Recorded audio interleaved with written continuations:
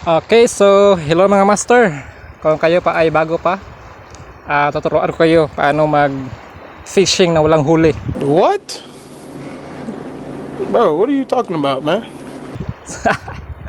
So unang-una, mayroon kang kagamitan katulad ng fishing rod, fishing reel, so main line, at saka yung lure. Ang galing mo pala dyan ah. Hindi ko alam ah. Ito pong lure na gagamitin natin.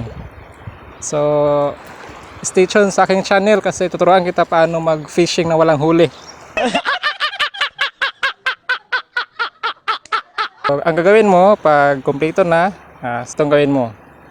So dapat yung mga daliri mo nakadiganyan para kusgan, inigbira. Okay? So sunod, Galing ah. yung mga buhaton is open yung bill. So ganon, open yung bill, tapos hagis, saka retrieve. So ganyan. So retrieve pagkatapos dandahan mong i-retrieve.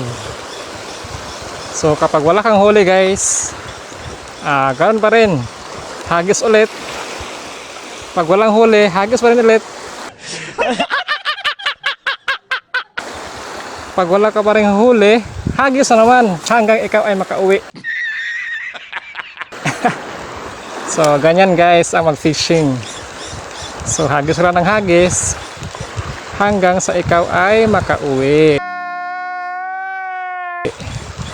So ganun lang.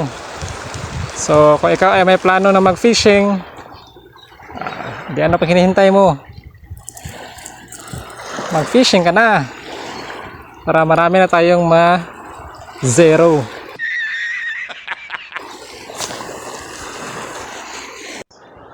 So yun guys. Oh mga master. Oh, kita nyo yan? Isang dambuhalang tiki na naman ang nakuha mula dito. God! Wow! Ito. So ayan mga master. Okay, so picture muna bago natin ibalik. So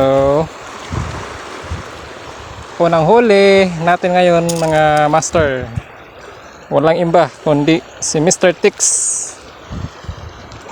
Okay, oh ayun na, nakawala na.